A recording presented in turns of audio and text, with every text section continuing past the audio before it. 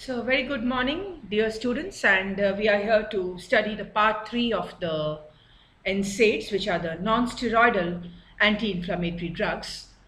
We have covered the mechanism action of these Nsaids. We have also covered that what are their side effects, what are their uses, and we are a little more dwelling on the side effects because they are a class effect. In the previous talk of mine, I had ended with the GIT toxicity, and in this talk, we are going to begin with the renal effects of prostaglandins, of the NSAIDs. You know, the prostaglandins are very, very important for the renal function, and they bring about a state of intrarenal vasodilatation, which is mediated by prostaglandin. And you know, many of the drugs which we have, the diuretics, furosemide-like class of drugs, they have their action that they augment the prostaglandin synthesis in the kidney. So prostaglandin synthesis in the kidney is very important for maintaining the renal blood flow. And if the kidney is fraught or kidney is surrounded by excessive vasoconstrictor influences, for example, in a patient of heart failure whose RAS axis is activated, there is sodium and water retention, there is going to be sympathetic stimulation in that person, there is going to be fall in the renal blood flow. So these are the kidneys which are already compromised because of some disease, and if we give the NSAIDs, they have all the chance, I would like to tell you, to precipitate an acute renal failure. So giving NSAIDs to anybody for a long period of time or advising them to take them off and on is not a wise thing to do. Because NSAIDs, many of them, as you know, are available over the counter. Ibuprofen is available over the counter. So all the over-the-counter drugs, they cannot be rendered safe in each and every population. They might be termed safe for the young adults who do not have any coexisting medical illnesses. But yes, we cannot label them as safe for patients who are hypertensive, patients who are having compromised kidneys. As far as the synthesis of the prostaglandin production is concerned, these drugs, they decrease the synthesis of the prostaglandins in the kidney. They also cause a retention of sodium and water in the body, and they contribute to the rise in blood pressure. I would also like to add here that this retention of sodium and water which the NSAIDs bring about is an independent action. It is not dependent on their COX inhibitory action. To tell the students here, I would like also to add here that the anti-diuretic hormone is under the inhibitory control of prostaglandins. So once this inhibition is lost because the prostaglandin synthesis is affected by the NSAIDs, the ADH action is disinhibited. And as a result of that, there is sodium and water retention.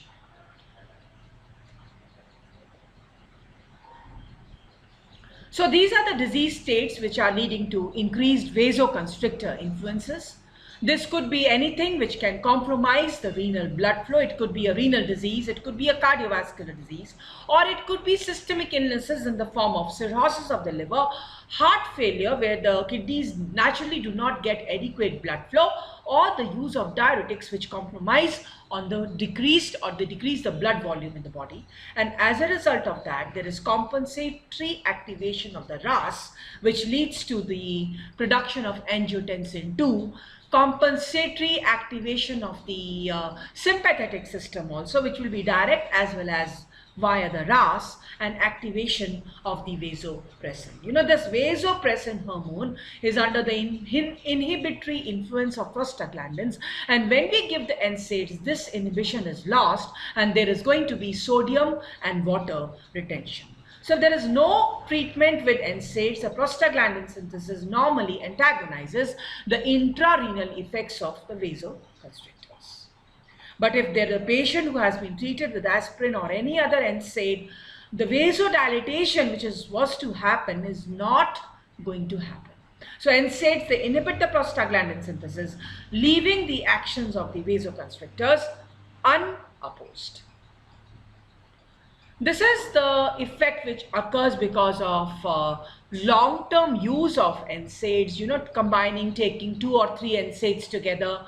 And these are usually seen in patients having underlying psychiatric disturbances, where people keep on taking these analgesics.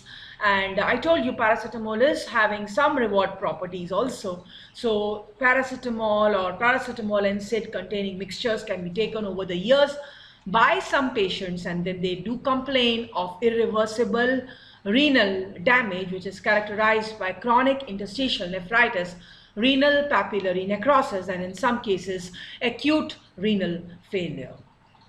Condition is most common in people who take high doses over the years. In our ADR center, we came across one lady who was admitted into the emergency medicine department with the features suggestive of renal involvement due to long-term use of NSAID. She was taking an NSAID for the past 17 years, and this is what she landed up with. So this can also be a thing which can be prevented. And this is the prothrombotic environment which the COX-2 inhibitors produce, and that increases the risk of thrombosis, myocardial infarction, and stroke. That has been already explained in my previous schedule. Now, as far as the effects of the NSAIDs on pregnancy and lactation are concerned, the effects are there because the NSAIDs should not be given in the last trimester of pregnancy. Although there are reports that NSAID, aspirin, if you give earlier on in pregnancy, say 12-week onwards, it delays the development, or is it helpful for the preeclampsia? But as such, the NSAIDs have to be avoided near term because they suppress the prostaglandin-induced labor contraction, so they can prolong the gestation, they can delay the labor, and because they can delay the labor, the NSAIDs, the indomethacin, one of the NSAID, is used off-label to terminate premature labor. If we are giving it to terminate the premature labor, we might have a consequence, or we might have an adverse occurrence happening in the form of premature closure of the ductus arteriosus. It can be there. So pregnancy, definitely, especially the later part of the pregnancy, NSAIDs should be avoided. Only NSAID which is safe in pregnancy is our very old paracetamol, because it can terminate, it can cause prolongation of gestation, it is associated with premature closure of the ductus arteriosus, and this could be a problem. And NSAIDs and aspirin late in pregnancy may increase the risk of postpartum hemorrhage, because aspirin increases the risk of bleeding, so there can be an increased risk of postpartum hemorrhage, inviting more morbidity for the lady. The NSAIDs are also not free from hypersensitivity reactions. This is a 1% incidence in normal individuals, and I would say that this is a reaction which is a pseudo-allergic reaction, as I already mentioned, which is because it is not immunological in nature, and this aspirin-induced hypersensitivity, or aspirin-induced bronchoconstriction, or aspirin-induced bronchial asthma is probably because of the increased biosynthesis of leukotrienes, reflecting diversion of the arachidonic acid pathway to the lipoxygenase pathway. These are the people, they are called aspirin-intolerant people. Even with low doses of aspirin, they can have these problems. Coming to the drug-drug interactions with the NSAIDs, this is very, very important. We perceive NSAIDs have to be very, very benign drugs, but as I told you, their interactions with the kidney functions, or their interactions with the GIT make them more prone to develop drug-drug interactions. Patient who is having hypertension, well controlled with antihypertensive drug, might have a blunted antihypertensive effect because of concurrent use of these prostaglandin inhibitors. As I told you, many of the antihypertensives like furosemide or the thiazide diuretics, they have an action via enhancement of the prostacyclin synthesis.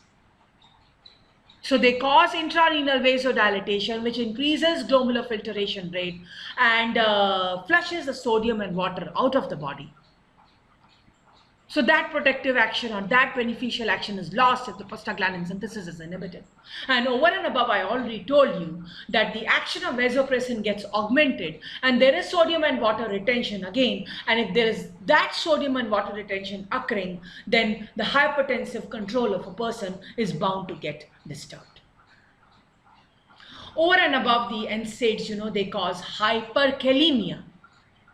And that hyperkalemia can have additive effects if the person is already on an ACE inhibitor therapy.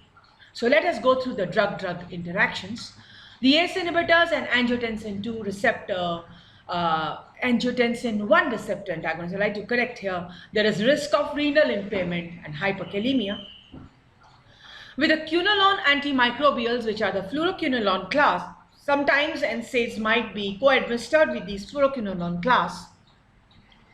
There can be more convulsions which can be observed. Quinolones as such, they have the risk to cause convulsions because they displace the GABA from its binding site in the brain. So under the influence of the NSAIDs, the binding of or the GABA is more displaced from its receptor. It cannot perform an action. So GABA, is a major inhibitory neurotransmitter in the brain, and if quinolone and in its presence NSAIDs are there, they try to displace the GABA from its binding site, and that would result in a CNS excited reaction which can be seen if quinolone antimicrobials are combined with NSAIDs.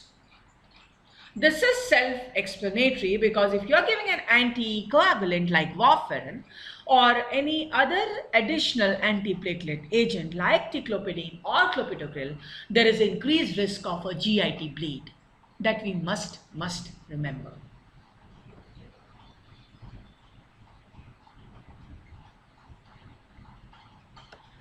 As far as the interaction of the NSAIDs with antihypertensives are concerned, I told you because they decrease the synthesis of the renal prostaglandins, there is going to be decrease in the effect of antihypertensive effect of our conventional antihypertensive agents.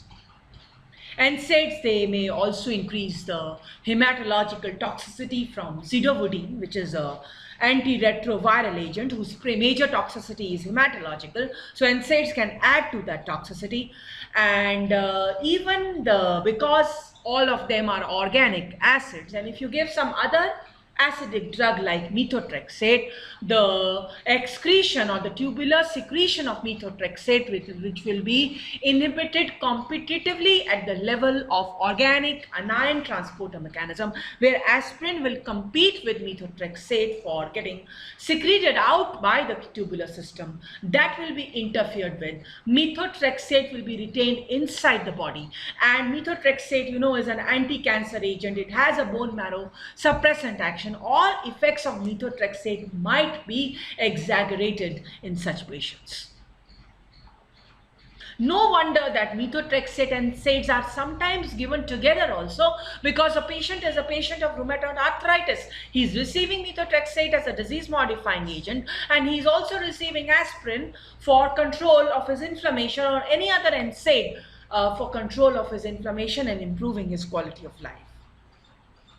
So more predisposition for methotrexate toxicity, and also the unwanted drug-drug interaction of aspirin and glucocorticoid, because aspirin also disturbs the cytomucoprotective barrier by inhibiting the formation of prostaglandins, and corticosteroids, I told you, they inhibit the phospholipase A2. They also inhibit the production of the prostaglandins. So the damaging effects on the GIT mucosa then become very evident, and that could lead to increased GIT toxicity with the use of glucocorticoids. NSAIDs also cause sodium retention, and that will decrease the diuretic and antihypertensive effects of almost all the antihypertensive agents.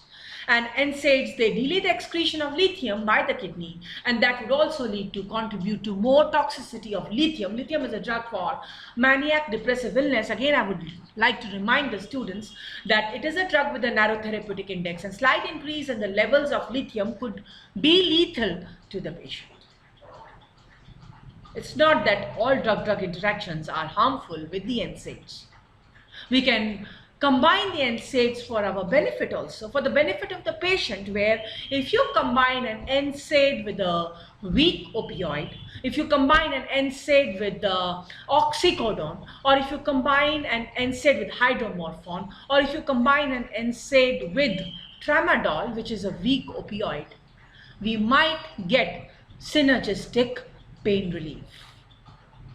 So much so that, that the combination of paracetamol with tramadol is now very widely used for the treatment of osteoarthritis.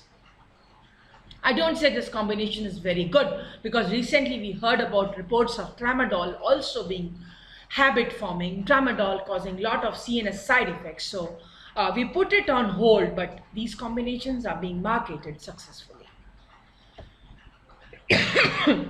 I'm sorry. So which of the following statements about NSAID is false? Let us identify the statement which is not true. They interfere with the antihypertensive effect of diuretics. NSAIDs are used in neuropathic pain. NSAIDs should be avoided in renal disease as they cause nephrotoxicity, and many NSAIDs can be used topically. So if you want to identify the false statement, because we cannot interact at this platform, I would like to say that we have already agreed to the fact that they interfere with the antihypertensive effects of diuretics. They should be avoided in the renal disease, and they can be used topically. You know, Voveran gel is a diclofenac containing formulation which is applied over the inflamed area. It does penetrate the skin and bring relief to the patient, so it is used topically. What I have never talked about still are the use of NSAIDs in neuropathic pain. They aren't useful in neuropathic pain. They are used for inflammatory pain, for integumental pain. NSAIDs are less useful in neuropathic pain, and from the previous class I would like to recapitulate that NSAIDs are also less useful in the pain which is arising from the hollow viscera. Here the pain of dysmenorrhea is an exception. Okay, so this is the right answer, that they are useful in neuropathic pain. They aren't useful. This is the false statement. So in fact, for neuropathic pain, we have the drugs which are actually the reuptake inhibitors of 5-HT and noradrenaline. These are the drugs which could be useful in neuropathic pain. So we'd like to just go in a bit more detail of aspirin, as we have already read that it was one of the products which is available since a very, very long time, and it was isolated from the bark of the willow tree, one of the oldest drugs which is available, and because of its low dose prescription, it is one of the most consumed drugs, 10 million kg per year in the US itself. It causes irreversible inhibition of cyclooxygenase, which is different from all other NSAIDs which cause a reversible inhibition. And students, if you are having difficulty to isolate those drugs which have whose kinetics change from first order to zero order, alcohol you remember, phenytoin you remember, please add aspirin in that list, because aspirin is also a drug whose kinetics change from first order to zero order as we keep on increasing the dose. So the half-life also varies, because you know what is a zero order? In a zero order kinetics, the half-life remains constant. In first order, in the first order, the half-life remains constant. But in the zero order, it keeps on changing. That is a thing which demarcates a first order kinetics from a zero order kinetics. So aspirin kinetics shift from the first order to the zero order within the therapeutic range. Students, please remember this. Please add it to your list of the drugs with zero order kinetics. So less than 1 gram day, which is just its analgesic dose of aspirin, is 1 gram. And its anti-inflammatory doses are 2 to 3 grams. So if you are giving an aspirin for an anti-inflammatory effect, which will be a dose which is greater than 1 gram, you would have the zero order kinetics being followed for aspirin. Aspirin crosses the placenta And it competes at the plasma protein binding sites with the endogenous substances like thyroxine. It can compete with penicillin. It can compete with the anti-epileptic drug phenytoin, bilirubin, naproxen. That means it has the capability to displace all these drugs from their plasma protein binding sites. So if phenytoin gets displaced, it is also a drug with narrow therapeutic index. Its levels are going to shoot up in the body. It's going to land up with signs and symptoms of overdosage, which are related to the cerebellar system. And aspirin also acetylates the hormones, DNA, hemoglobin, and other proteins. This is how it is metabolized in the body. It is converted to salicylate in the liver, and then it undergoes the metabolism with the glucuronic acid conjugation with glycine. These are its phase 2 metabolic reactions. And this is important for aspirin, that it is linked to the risk of Ray's syndrome. And the Ray's syndrome has practically disappeared from therapeutics because we know that aspirin now should never be given to children less than 18 years of age. I think that age limit has been revised. They should not be given to children or young adolescents less than 21 years of age because it is associated with the risk of Ray's syndrome, especially in those people who are having fever because of viral infection. They should not be given aspirin.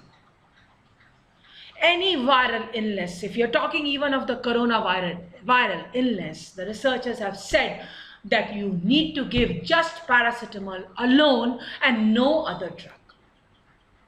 There were also concerns in Italy that patients who were on ibuprofen, Italy population is an old population. That is why an average age of death due to corona in Italy is 80 years. So people there were consuming ibuprofen for their musculoskeletal problem, and now the research, of course it has not been substantiated, they say that ibuprofen use might make the host corona friendly. That means it might increase the risk of corona infections in those people who are taking ibuprofen. So if there is a fever of any kind, young physicians, and even later on, we should always advise paracetamol because it has a very good antipyretic activity. It is safe in all the populations, whether you give it in children, whether you give it in adolescent, whether you give it in a elderly, or whether you give it to a pregnant lady. Paracetamol is the safest drug to be given. So for fever relief in corona infection or in any other viral infection, do not resort to any other pain reliever except for paracetamol. Give paracetamol judiciously. Give it in a larger dose. You can give paracetamol up to a dose of 3 grams per day in a normal person. A person who is not an alcoholic can receive a paracetamol up to 3 grams per day.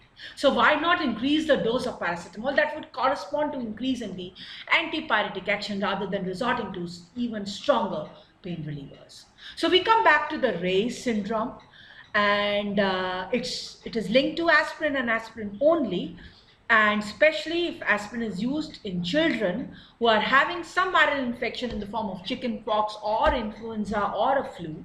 It has a high mortality rate, and it is a type of a mental hepatic encephalopathy which the patients experience. So that is what I was telling you is the revised age group. Salicylates are contraindicated in children and young adults less than 20 years of age with viral illness associated fever. And this risk is also seen with one of the drugs used for ulcer disease, which is bismuth subsalicylate. So association between aspirin use and Ray's syndrome is sufficiently strong that aspirin and bismuth subsalicylate, it contains the aspirin derivative itself, labels must indicate the risk. Don't use these drugs in fever in children.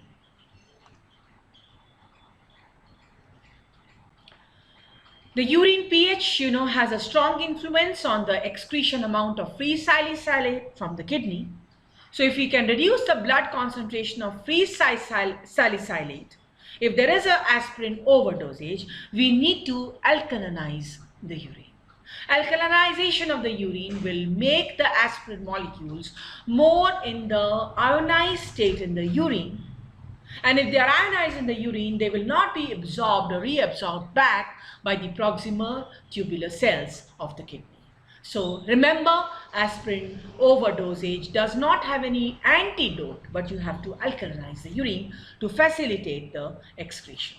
Okay. So this is also one of the things would like to say, because now you have learned about the NSAID. Let us have this small case, and I think with the explanations which I am giving, you will be able to answer this. A 21-year-old college student presented to the hospital with an acute exacerbation of asthma. Her respiratory rate was increased and in obvious respiratory distress with audible wheezes. Examination of the nasal passages revealed mucosal edema and polyp. When questioned further, she said she has taken a friend's ibuprofen for her menstrual cramps. So students, just try to analyze and think over it. What has happened to her? How will she be treated? What instruction should she be given to her for her future? And if she has cramps during her next cycle, what should she do? So what has happened to her? It is nothing but what we call NSAID-induced bronchial asthma. And I told you it is more seen in patients who are having nasal polyposis. How will she be treated? Of course, it is an exacerbation of her asthma. It has to be treated by the use of bronchodilators, the shorter acting bronchodilators like salbutamol. Terbutaline would be able to relieve her bronchoconstriction. What instruction should be given to her in future? The instruction should be that she should never be taking any NSAID for her dysmenorrhea or her menstrual cramps ever in future. And if she has the cramps, she is going to have it till she is in the in that age group in premenstrual period. So what should she do for her cramps? So either she takes paracetamol, or she can also take dicyclomine, which is available as a brand name Cyclopam, which contains dicyclomine, which is an anticholinergic agent, and an agent which has direct relaxant effect on the uterus, which is dicyclomine. And in Cyclopam it is combined with paracetamol, 325 milligram. So she can take dicyclomine either alone, or she can take it in combination with paracetamol. I hope students you have understood the simple case. So aspirin is a wonder drug, but it has different requirements in different doses. However, I'm again emphasizing you the low dose aspirin for long-term myocardial infarction prophylaxis. It is 81 to 162 milligrams per day. Aspirin and beta blockers, both of them have afforded significant cardioprotection for secondary prevention of MI. So these drugs will be part and parcel of anybody who is prone to adverse coronary events, any person who has had a primary event in the form of an MI and is looking into something which will prevent a second event from happening. So aspirin tops the list of these people, the prescriptions of these people.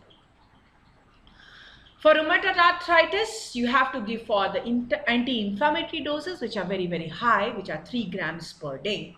For osteoarthritis, we are not giving aspirin any longer because osteoarthritis is a degenerative joint disease. It does not have so much of inflammation for which you would give a strong painkiller or a strong anti-inflammatory like aspirin. It is given for stroke prophylaxis and again low doses, 50 to 325 milligram per day.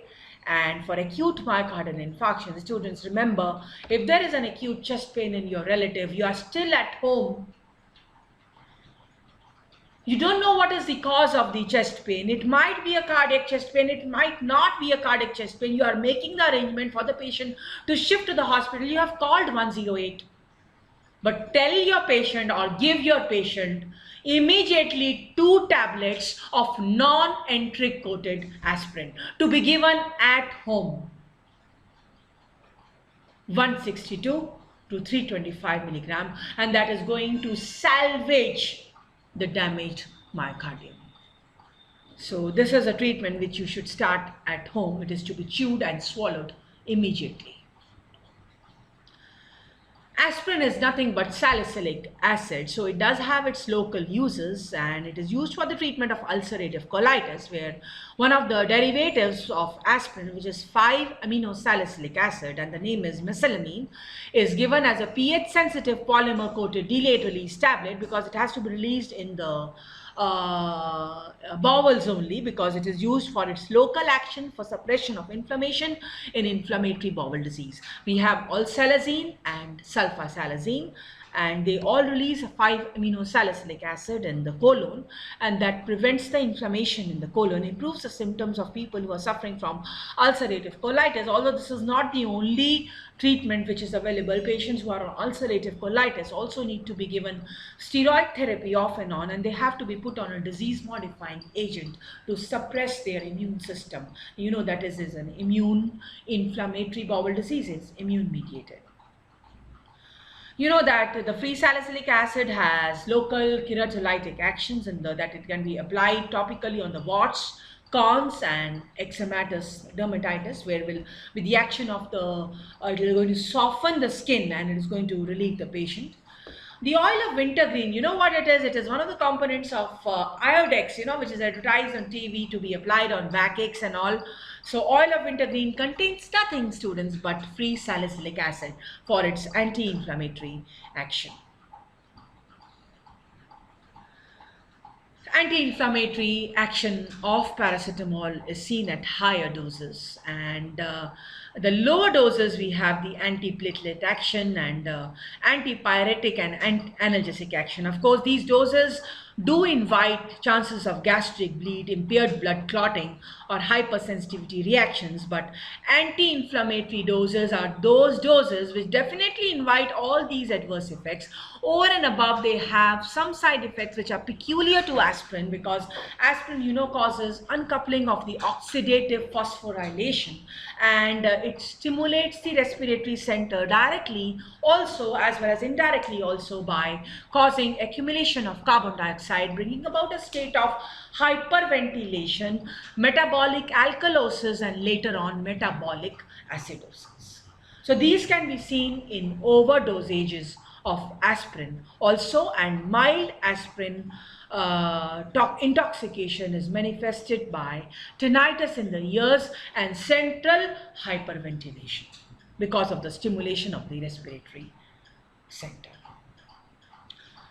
This was about aspirin. And in uses, we can say that aspirin is used for preeclampsia in pregnant ladies, but that use has not been substantiated. But yes, you must just account it as you have been accounting the uses of aspirin for, prevention of colorectal cancer or, prevention of Alzheimer's. Similarly, we should also add in our list of uses of aspirin that it is used by the gynecologist for preeclampsia. Now, students, we come to another wonder drug, is paracetamol. It was launched by von Mering in 1893, and it is a drug which is WHO approved to be taken systemically orally for the treatment of osteoarthritis in elderly population. Why paracetamol? It has a good safety window, it has a wide therapeutic window. The therapeutic effects start from as low as 500 milligram to as high as 2 to 3 grams. Nothing to worry, no risk of Ray's syndrome, no risk of hepatotoxicity, nothing as such. It has a short duration of action, and its side effects are only because it has been overdosaged to greater than 4 grams per day, or if this overdosing is intentional or accidental.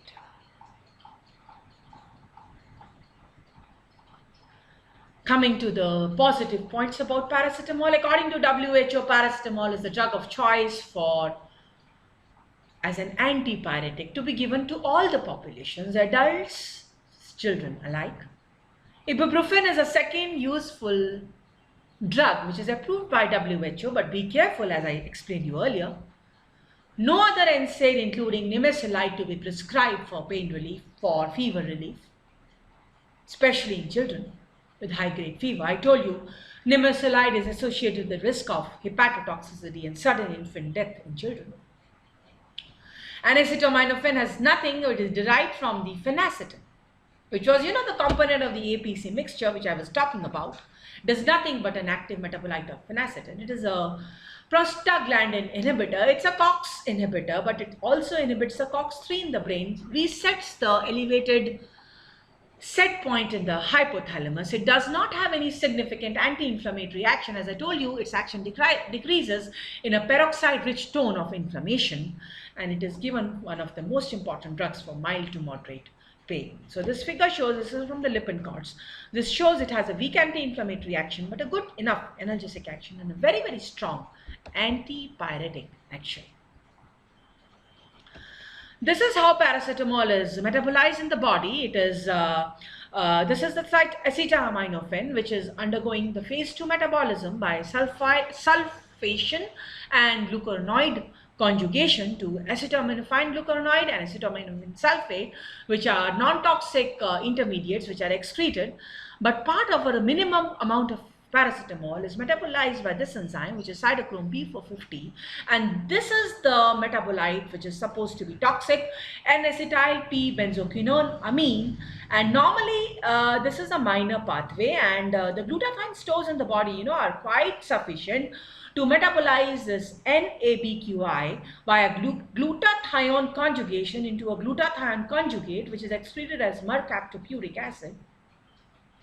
But if you have overdosed the patient with paracetamol, if the patient has accidentally taken paracetamol or intentionally overdosed himself with paracetamol, then it is a grave situation, because the minor pathway will correspondingly form more N-acetyl P-benzoquinone amine, and the glutathione stores in the body will not be sufficient to detoxify NABQI, and that is going to lead to NABQI, which is a toxic free radical, to attack the proteins in the liver and cause hepatotoxicity. Once paracetamol-induced liver damage has occurred, young doctors, there is nothing we can do. Of course, we can give an antidote, which is a glutathione donor in the form of N-acetylcysteine. But yes, one of the indications for liver transplant is also damage of the liver by paracetamol. That means the liver is rendered useless. Its functions are all gone, because it not only causes microscopic damage to the liver, there is also macroscopic damage to the liver following high doses of paracetamol. If the total daily doses are exceeding 4 grams per day for a period of time, the person can land up with paracetamol toxicity. So this is what is called the paracetamol nomogram, and it correlates the levels of paracetamol with the anticipated hepatotoxicity. Each and every patient may not be given N-acetylcysteine, because it is also a drug which may not be freely available. Till a time it was also an orphan drug. So let us see the plasma levels of acetaminophen on one side and time after ingestion in hours. So this levels are in microgram per ml. So they say if the drug concentration, which drug concentration? Paracetamol drug concentration is less than 120 microgram per ml at 4 hours after ingestion, or less than 30 microgram per ml at 12 hours per ingestion, after ingestion. If the levels are in this level, we do not expect any hepatic injury. But if the levels are more at 4 hours and 12 hours above this level, then we expect hepatotoxicity. In that case, we might have to give N-acetylcysteine to the candidate or to the patient, and N-acetylcysteine is indicated for patients at risk. It is nothing but a glutathione donor, and it is will act by detoxifying N-acetyl P-benzoquinone. That is the dose. It can be given orally. The patient can take it. Oral loading dose of 140 mg per kg, followed by the administration of 70 mg per kg 4 hourly for 17 such doses. And it can also be given intravenously as a loading dose of 150 mg per kg by infusion in 100 ml of 5% dextrose, followed by half the dose for 4 hours. And this is the dose. Remember, students, for you as prescribers and even for your immediate assessment or exam which are to follow, there are few drugs with antidotes. Paracetamol is one such drug. It's so safe, but even in overdosage, it has an antidote. So you should be knowing the doses of antidotes. The examiners do expect that you should be knowing the doses of antidotes. Make a list in your notes of the drugs which are having specific antidotes. Morphine, specific antidote, naloxone. Benzodiazepine, specific antidote, flumazenil. Organophosphorus poisoning, specific antidote, atropine. So make a list of such antidotes, and mind you, you will always be in the benefit. You would always be in the benefit. So we would be now reading the individual Nsaids in my next session.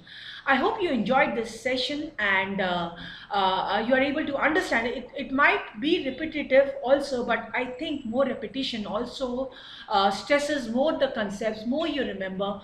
The more I repeat, the more you would also have the same concept repeated again and again, and that would be useful to you as students as well as prescribers later on. Thank you so much, students, for such a thing which actually I'm doing for the first time, but necessity is the mother of invention, so I'm resorting to these to connect with you. Thank you so much.